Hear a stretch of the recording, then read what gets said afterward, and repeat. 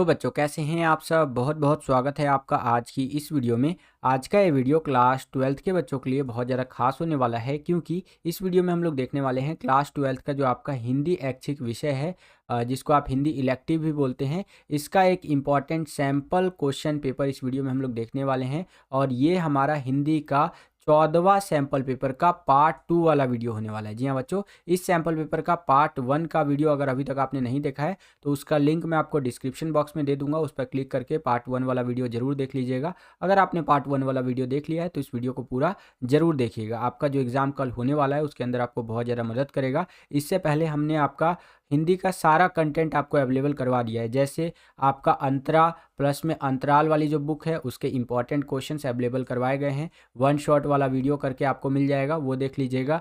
ठीक है, इन दोनों बुक में से आपका जो अंतराल वाला बुक है उसका एमसीक्यू क्वेश्चंस आपको देखने को मिल जाएगा। अभिव्यक्ति और माध्यम वाली जो आपकी बुक है उसका एमसीक्यू क्वेश्चंस इंपॉर्टेंट एमसीक्यू बना दिया गया है। ठीक है, तो इन वीडियोस को आप देख सकते हैं। टॉपर आंसर शीट का वीडियो बना दिया गया है।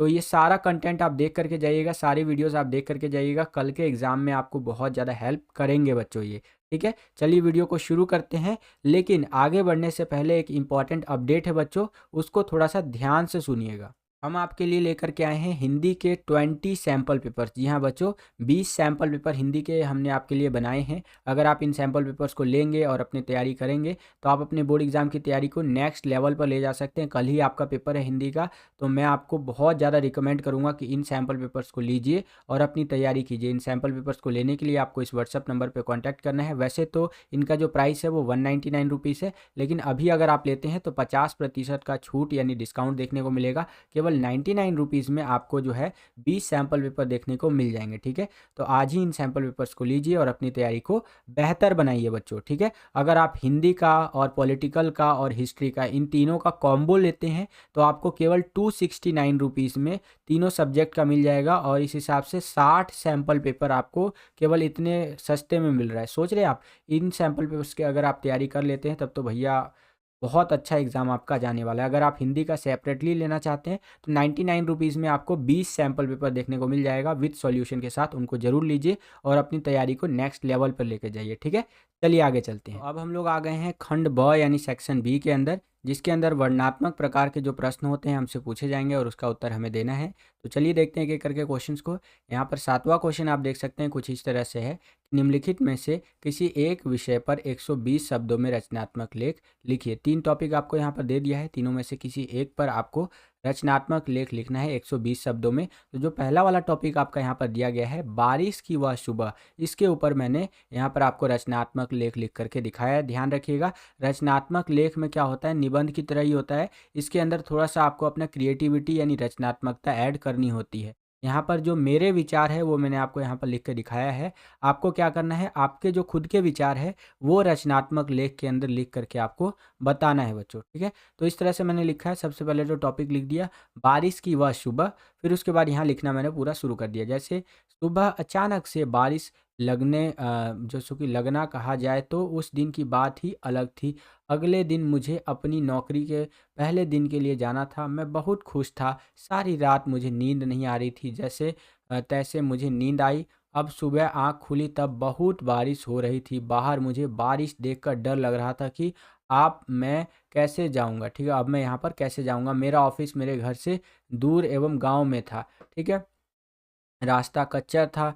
मैंने हिम्मत नहीं हारी। मैं तैयार हुआ और छाता लिया और जूते पहने और घर से निकल गया। रास्ते में बहुत से लोग मुझे मिले। ठीक है, और बहुत हिम्मत मिली। ठीक है, हम सब मिलकर ऑफिस पहुँचे। यहाँ बारिश मुझे हमेशा याद रहेगी। ठीक है, तो इस तरह से करके मैंने अपना विचार रखा है इस चीज़ के ऊपर, यानी बारिश की वह सुबह को लेकर। आप अपने हिसाब से यहाँ पर रचनात्मक लेख लिख सकते हैं। ठीक है, चलिए आगे चलते हैं। अब हम लोग आ गए हैं 8वें प्रश्न के अंदर। 8वां जो प्रश्न है इसके अंदर कहा जा रहा है कि निम्नलिखित में से किन्हीं 2 प्रश्नों के उत्तर 60 शब्दों में लिखिए। तो यहाँ पर आपको 3 क्वेश्चन जो है पूछे जाएंगे आपसे। उनमें से कोई 2 क्वेश्चन का आंसर आपको लिखना है कम से कम 60-60 शब्दों के अंदर। तो पहला क्वेश्चन है 8वें के पहले में कि पत्रकार कितने प्रकार के होते हैं। तो पत्रकार 3 प्रकार के होते हैं बच्चों। पहला होता है पूर्णकालिक पत्रकार, दूसरा होता है अंशकालिक पत्रकार और तीसरा होता है स्वतंत्र पत्रकार या फिर फ्रीलांसर कह लीजिए। अब पूर्णकालिक पत्रकार कौन होता है? ये होता है भैया किसी समाचार संगठन के नियमित वेतनभोगी होता है। मान लीजिए कि एक समाचार संगठन में काम कर रहा है पत्रकार और इसको 20,000 रुपये सैलरी मिल रही है। तो सुबह भैया ये 9 बजे जाएगा और शाम को 6 बजे इसकी छुट्टी होगी। नियमित वेतनभोगी होता है, टाइम टू टाइम पे यानी महीने-महीने इसको सैलरी मिलता रहता है। दूसरा होता है हमारा एक निश्चित मानदेय पर काम करने वाला अंशकालिक पत्रकार जो कि कुछ टाइम पीरियड के लिए काम करता है। तीसरा होता है फ्रीलांसर पत्रकार या स्वतंत्र पत्रकार कह लीजिए, ठीक है? स्वतंत्र पत्रकार जो कि भुगतान के आधार पर अलग-अलग अखबारों के लिए काम करते हैं, इनको जहाँ ज़्यादा पैसा मिलता है ना, वहाँ जा कर के ये काम करते हैं बच्चों। तो ये होते हैं हमारे पत्रकारों के प्रकार, ठीक है? अब हम लोग आ गए हैं दूसरे क्वेश्चन के अंदर। दूसरा क्वेश्चन देखिए बच्चों यहाँ पर क्या पूछ रहा है हमसे कि पत्रकारीय लेखन में कैसी भाषा का प्रयोग किया जाता है एवं फीचर की भाषा किस प्रकार की होती है? अब देखिए 2 क्वेश्चन को जोड़ करके यहाँ पर एक क्वेश्चन बनाया गया है बच्चों। पहला क्वेश्चन यहाँ पर पूछ रहा है आपसे कि पत्रकारीय लेखन में कैसी भाषा का प्रयोग किया जाता है और दूसरा क्वेश्चन है कि फीचर की भाषा किस प्रकार की होती है। देखिए आंसर इस प्रकार से आपको लिखना है। पहले बात कर लेते हैं पत्रकारीय लेखन की भाषा के बारे में कि कैसा भाषा का प्रयोग वहाँ पर प्रयोग किया जाना चाहिए, ठीक है। भेषा बोल दिया मैंने, इस तरह से कुछ भाषा होगा बच्चों, ठीक है। एक्चुअली सुबह से वीडियो बना रहा हूँ तो बोल बोल करके क्या है कि गला दर्द हो गया है। बट आपके कल एग्ज़ाम है तो कोई भी कसर हम नहीं छोड़ेंगे। रत्ती-रत्ती पूरा एकदम चूस जाएँगे और तैयारी में कोई भी कसर नहीं छोड़ेंगे। मैं तैयारी करवाने में कोई कसर नहीं छोड़ूँगा बच्चों। आप भी बस तैयारी करने में कोई कसर मत छोड़िए। आपके अच्छे नंबर आएँ यही हमारी गुरु दक्षिणा है बच्चों। ठीक है? चलिए, तो यहाँ पर आंसर कुछ इस प्रकार से आपको लिखना है कि पत्रकारीय लेखन में अलंकारिक संस्कृतिनिष्ठ भाषा शैली के बजाय आम बोलचाल को जो भाषा होता है ना उसका इस्तेमाल किया जाता है। जो नॉर्मल बोलचाली की भाषा होती है उसका इस्तेमाल किया जाता है पत्रकारीय लेखन के अंदर। पाठकों को ध्यान में रखकर ही अखबारों में सीधी, सरल तथा साफ-सुथरी लेकिन प्रभावी भाषा के इस्तेमाल पर जोर दिया जाता है। साफ-सुथरी भाषा होती है, कोई ज़्यादा कठिन शब्दों का इस्तेमाल उतना नहीं किया जाता है पत्रकारीय लेखन के, ठीक है? अब बात करते हैं फीचर की भाषा किस प्रकार की होती है। तो देखिए फीचर की भाषा में समाचारों की सपाट जैसे कि बयानी नहीं चलती, लेकिन इसका अर्थ यह नहीं है कि फीचर कई भाषा और शैली को अलंकारिक और दुरूह बना दिया जाए। ठीक है? तो इस तरह से आप फीचर के बारे में लिख सकते हैं। आगे चलते हैं, अगला क्वेश्चन देखिए, मोस्ट इंपॉर्टेंट क्वेश्चन है ये, पेपर में कई बार आ चुका है और जो कल आपका पेपर होने वाला है उसके अंदर आने का संभावना बहुत ज़्यादा है इसका। ठीक है? उल्टा पिरामिड शैली से क्या अभिप्राय है? तो देखिए उल्टा पिरामिड शैली के बारे में इस तरह से आपको लिखना है कि उल्टा पिरामिड शैली में समाचार पत्र में क्या किया जाता है, सबसे इंपॉर्टेंट चीज़ को सबसे पहले रखा जाता है, फिर उससे कम इंपॉर्टेंट, फिर उससे कम इंपॉर्टेंट। ठीक है? तो इस तरह से ये सिलसिला चलता रहता है जब तक कि आपका समाचार समाप्त नहीं हो जाता। इसे ही उल्टा पिरामिड शैली कहते हैं। इसके अंदर इंट्रो होता है, बॉडी होता है और समापन होता है। इसके बारे में मैंने 85 बार डिस्कस कर रखा है आपसे। ठीक है? वीडियो पॉज़ करके पूरा का पूरा आप रीड कर सकते हैं। अब हम लोग आ गए हैं 9वें प्रश्न के अंदर। यहाँ पर देखिए प्रश्न में क्या बोल रहा है कि निम्नलिखित प्रश्नों के उत्तर 60 शब्दों में लिखिए। जो भी प्रश्न यहाँ पर आपसे पूछे जा रहे हैं उसका आंसर कम से कम आपको 60 शब्दों में लिखना है। पहला क्वेश्चन है, फीचर लेखन की आवश्यकता क्यों होती? तो आंसर इस प्रकार से आप लिखेंगे, फीचर पाठक की चेतना को नहीं जगाता बल्कि वह उसकी भावनाओं और संवेदनाओं को उत्प्रेरित करता है। यह यथार्थ की जो सो कि व्यक्तिक भूति है। इसमें लेखक पाठक को अपने अनुभव से समाज के सत्य का भावात्मक रूप में परिचय कराता है। ठीक है? तो इस तरह से आपका दिया गया है। वीडियो पॉज़ करके आप पूरा का पूरा रीड कर सकते हैं। फीचर लेखन की आवश्यकता क्यों होती है? नेक्स्ट क्वेश्चन देखिए बच्चों, स्तंभ लेखन क्या है, स्पष्ट कीजिए। तो यहाँ पर आंसर इस तरह से लिखेंगे, विचार परक लेखन का एक प्रमुख रूप है स्तंभ लेखन। कुछ महत्वपूर्ण लेखक अपने खास वैचारिक रुझान के लिए जाने जाते हैं। उनकी अपनी एक लेखन शैली भी विकसित हो जाती है। ऐसे लेखकों की लोकप्रियता को देखकर अखबार उन्हें एक नियमित स्तंभ लिखने का जिम्मा दे देता है। स्तंभ का विषय चुनना और उसमें अपने विचार व्यक्त करने की स्तंभ लेखन को पूरी छूट होती है, स्तंभ लेखक जो होता है। यानी कि देखिए स्तंभ लेखन की बात करें तो इसमें क्या होता है कि कुछ महत्वपूर्ण लेखक होते हैं जिनका अपना एक वैचारिक रुझान होता है। कोई पॉलिटिक्स के ऊपर लिखना चाहता है, कोई साइंस एंड टेक्नोलॉजी के ऊपर लिखना चाहता है और लिखते लिखते इनका एक यूनिक स्टाइल बन जाता है लिखने का। तो अखबारों के अंदर ना एक अलग से इनको सेक्शन दे दिया जाता है कि भैया इस चीज़ के ऊपर, जैसे मान लीजिए पॉलिटिक्स का बहुत ज़्यादा ज्ञान हो गया किसी को लिखने का, ठीक है, तो उनको अलग से दे दिया जाता है कि पॉलिटिक्स के ऊपर आप ही लिखिएगा। पूरी छूट इनको मिलती है कि हाँ भैया स्तंभ लेखन के अंतर्गत जिस चीज़ पे भी आप लिख रहे हैं पूरी छूट है, आप अच्छे से लिख सकते हैं। तो ये आपका स्तंभ लेखन होता है। ठीक है, इसके आगे चलते हैं। अब हम लोग आ गए हैं 10वें क्वेश्चन के अंदर। यहाँ पर देखिए क्या है, निम्न में से किन्हीं 2 प्रश्नों के उत्तर दीजिए। यहाँ पर 3 क्वेश्चन पूछे जाएंगे आपसे, 3 में से कोई 2 क्वेश्चन का आंसर आपको देना है। पहला क्वेश्चन है, नयन न तिरपित भेल पंक्ति में निहित भाव को स्पष्ट कीजिए। तो आंसर इस प्रकार से आप लिखेंगे कि नायिका की अतृप्ति की मनोदशा का वर्णन हमें देखने को मिलता है। जीवन भर प्रियतम के रूप को निहारने पर भी पूर्ण तृप्ति की अनुभूति न होना, क्योंकि वह रूप क्षण क्षण नवीन होता रहता है, क्योंकि वो जो रूप होता है वो हर पल नया नया होता रहता है। ठीक है, तो इस तरह से आप आंसर लिख सकते हैं। नेक्स्ट क्वेश्चन देखिए, बसंत आया कविता में कवि की मुख्य चिंता क्या है और क्यों है, स्पष्ट कीजिए। तो आंसर इस प्रकार से आप लिखेंगे कि बसंत आया कविता में कवि की चिंता यह है कि मनुष्य का प्रकृति से नाता टूट गया है, यह अच्छी बात नहीं है। ठीक है, अब देखिए बसंत आया कविता में कवि जो है उसकी मुख्य चिंता बन गई है कि जो मनुष्य लोग हैं ना, उनका प्रकृति से नाता जो है वो टूट सा गया है। ठीक है, लोगों का जीवन इतना व्यस्त और मशीनी हो गया है कि वह प्रकृति में आ रहे परिवर्तन को ना तो देख पाते हैं और ना ही अनुभव कर पाते।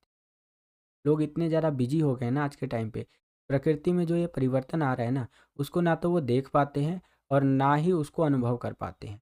तो इस प्रकार से आंसर आप लिख सकते हैं बच्चों। ओके, आगे चलते हैं। अब हम लोग आ गए हैं तीसरे क्वेश्चन के अंदर। ये बहुत ध्यान से देखिएगा, इंपॉर्टेंट है। ठीक है, गीतावली के पद जननी निरखती बान छुनिया के आधार पर राम के वन गमन के पश्चात माँ कौशल्या की मन स्थिति का वर्णन कीजिए। जब राम जी जो है वो वन में चले गए, तो उसके बाद जो है माता कौशल्या की मन स्थिति, मन की स्थिति क्या थी, उसके बारे में आपको बताना है बच्चों। तो आंसर कुछ इस प्रकार से आप लिखेंगे कि राम के वन चले जाने के बाद राजा दशरथ की मृत्यु हो जाती है। जैसे राम जी जो है चले जाते हैं, वैसे ही दशरथ जी की मृत्यु हो जाती है। ऐसे में माता कौशल्या बहुत यथार्थ रहने लगती है। ठीक है, घर में जहाँ कहीं भी उन्हें राम के बचपन की कोई वस्तु दिखाई देती है, तो उन्हें राम की याद सताने लगती है। वे राम के बचपन के दिनों के खेलने वाले धनुष बाण को देखकर उठा लेती हैं और बार बार राम को याद करते हुए उन्हें अपने हृदय और नेत्रों से लगाती हैं। इसी प्रकार से बालक राम के नन्हे नन्हे पैरों की सुंदर जूतियां देखकर भी उनका हृदय उमड़ पड़ता है और उन्हें भी वे अपना हृदय और नेत्रों से लगाती हैं। यानी कि राम जी जब चले जाते हैं ना, तो उनकी विरह वेदना में कि भैया राम जी हमारे चले गए, तो कौशल्या माता जो थी वो बहुत ज़्यादा दुखी होती है। राम से जुड़ी हुई जो चीज़ें होती हैं, राम भगवान से जुड़ी हुई चीज़ों को देख करके वो क्या करती हैं कि मतलब बहुत ज़्यादा भावुक हो जाती हैं। ठीक है, तो उसी के बारे में यहाँ पर वर्णन किया गया है, इस तरह से आप देख सकते हैं। ओके, अब हम लोग आ गए हैं 11वें क्वेश्चन के अंदर। यहाँ पर आपको काव्यांश दे दिया है, 2 काव्यांश, उनमें से कोई एक काव्यांश का आपको सप्रसंग व्याख्या करना है बच्चों। तो यहाँ पर पहला काव्यांश इस तरह से आपका दिया गया है, ये आप अपनी स्क्रीन पर देख सकते हैं। ठीक है, ये मैंने पहले आपको करा रखा है। इसके अथवा में जो आपका काव्यांश दिया गया है, इसका मैं आपको सप्रसंग व्याख्या करके दिखा देता हूँ। तो ये आप पढ़ सकते हैं वीडियो पॉज करके। और इसका यहाँ पर सप्रसंग व्याख्या करने के लिए सिंपल सा फंडा है। स्टार्टिंग की कुछ लाइनें उठा लेनी है, जैसे कि बहुत दिनान डैश डैश डैश संदेशों ले सुजान को। ठीक है, तो इस तरह से हो गया। फिर संदर्भ की बात कर लेते हैं, तो कवि कौन है हमारे, तो घनानंद जी है। कविता कौन सी है, कवित्त है। और प्रसंग के अंदर आप लिख देंगे कि इसमें कवि चाहते हैं कि उसके प्राण निकलने से पहले सुजान उसे दर्शन दे दे, ताकि वह इस संसार से विदा ले सके बच्चों। ओके, आगे चलते हैं। अब व्याख्या कर देना है आपको, पूरा डिटेल में बता देना है। तो व्याख्या यहाँ पर देख सकते हैं, वीडियो को पॉज करके आप रीड भी कर सकते हैं बच्चों।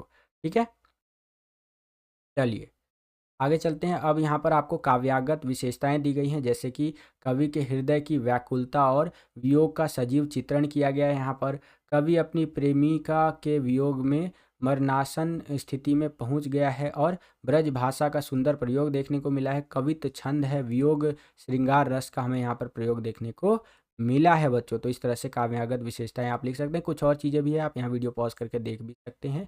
ठीक है, अगर आपका ये आ जाता है एग्जाम में, तो इसी तरह से आपको करना होगा। नेक्स्ट, अब हम लोग आ गए हैं 12वें क्वेश्चन के अंदर। यहाँ पर बोला गया है निम्नलिखित में से किन्हीं 2 प्रश्नों के उत्तर दीजिए। पहला क्वेश्चन है, मजदूरों को 4 हाथ न लगा पाने पर मिल मालिकों ने क्या उपाय निकाला। तो आंसर इस प्रकार से आप लिखेंगे कि मिल मालिक ने उत्पादन बढ़ाने के लिए देश के बड़े बड़े विद्वानों को मोटी तनख्वाह पर रखा और मजदूरों को कटे हुए हाथ लकड़ी के हाथ तथा लोहे के हाथ लगाने का पूरा प्रयास किया।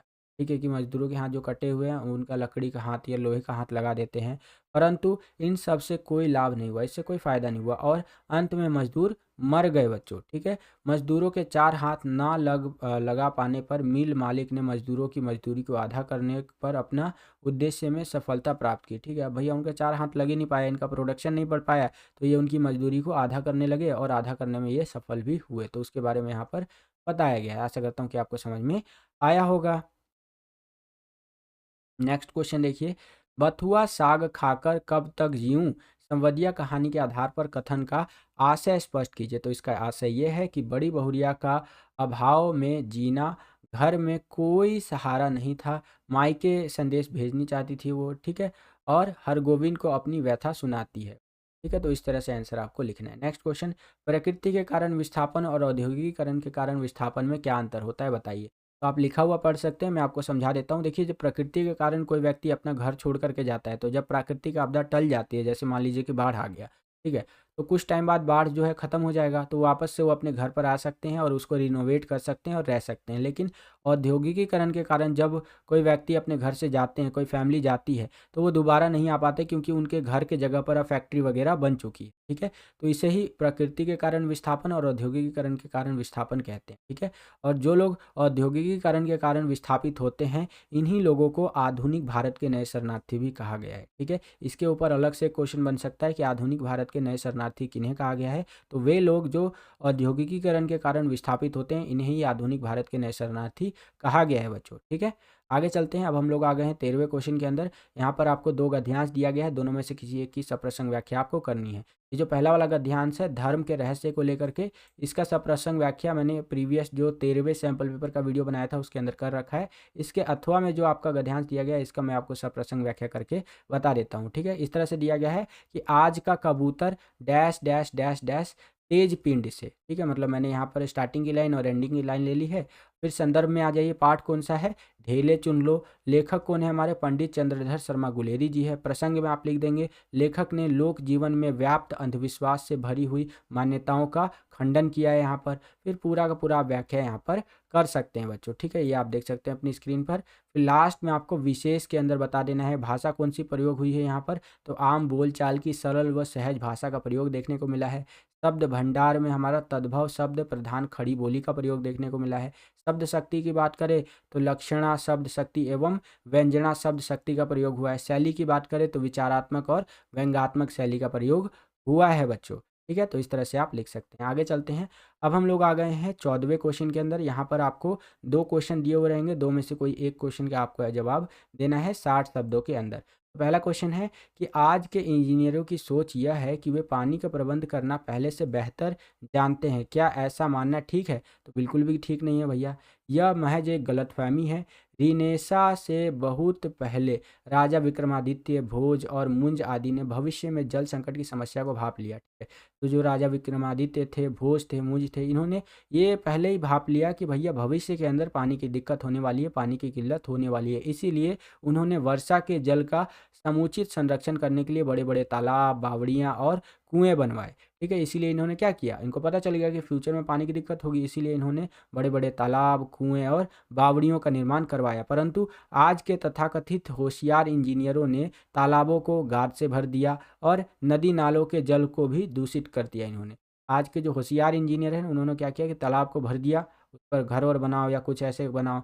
ठीक है, और नदी नालों को भी ये जल को क्या कर रहे हैं, ये प्रदूषित कर रहे हैं। ठीक है, तो ये बिल्कुल एक गलतफहमी है कि आज के इंजीनियरों की सोच जो है वो पानी, मतलब आज के इंजीनियरों की सोच के हिसाब से वो पानी का प्रबंध करना पहले के इंजीनियरों से बेहतर जानते हैं, पहले के लोगों से बेहतर जानते हैं। ये गलतफहमी है महज। ठीक है, इसी क्वेश्चन में एक अथवा दे दिया है, ऊपर वाला क्वेश्चन नहीं आता है तो नीचे वाला क्वेश्चन कि एक सहज नागरिक होने के नाते प्राकृतिक असंतुलन की भयानक समस्या से निपटने हेतु आप क्या कदम उठाएंगे। अपना मालवा खाओ उजाड़ू सभ्यता पाठ के आधार पर अपने विचार लिखिए। ठीक है, तो प्राकृतिक असंतुलन जो हो रहा है, इसकी भयानक समस्या से हम कैसे निपट सकते हैं, क्या क्या कदम उठा सकते हैं, ये जो चैप्टर है आपका अपना मालवा खाओ उजाड़ू सभ्यता में, इसके हिसाब से करना है। तो विद्यार्थी स्वयं करें। आप मुझे कमेंट करके बताइएगा। इस कमेंट का आंसर बताने वाले बच्चे को स्पेशली उसके कमेंट को मैं पहले तो हार्ट का सिंबल दूंगा, ठीक है, अभी तक तो सिर्फ हार्ट का सिंबल देता था, लेकिन इस क्वेश्चन के लिए स्पेशली बता रहा हूँ, हार्ट का सिंबल देने के साथ साथ पिन भी करूँगा उसका। ठीक है, जो भी बच्चा यहाँ पर बिल्कुल करेक्ट आंसर बताता है, ठीक है, तो आप मुझे कमेंट करके बताइए। सबसे पहले आपको बताना होगा और करेक्ट आंसर बताना होगा बच्चों, ठीक है, क्योंकि ये थॉट बेस्ड पे क्वेश्चन है, तो आप दिमाग लगा करके बता सकते हैं। यहाँ पर हमारा हिंदी का 14वां सैम्पल पेपर जो था वो समाप्त होता है। आशा करता हूँ कि आपको समझ में आया होगा बच्चों। बस बच्चों, यही था आज का ये वीडियो। आशा करता हूँ कि आपको ये वीडियो पसंद आया होगा। अगर आपको ये वीडियो पसंद आया तो ज़्यादा से ज़्यादा इस वीडियो को लाइक कीजिए। जितना ज़्यादा वीडियो को आप लाइक करेंगे उतना ज़्यादा हमारा मोटिवेशन बढ़ता है और वीडियोज़ को बनाने के लिए। चैनल पर अगर आप नए आ गए हैं, चैनल को सब्सक्राइब नहीं किया है तो सब्सक्राइब कर लीजिए।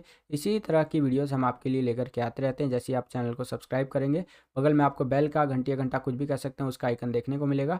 उसको प्रेस करके ऑल पे क्लिक कर दीजिएगा, जिससे कि जो भी हम नया वीडियो अपलोड करें उसका नोटिफिकेशन सबसे पहले आपके फ़ोन पर आ जाया करे और आपकी जो तैयारी एग्जाम्स के लिए वो और भी बेहतर से बेहतर तरीके से हो सके।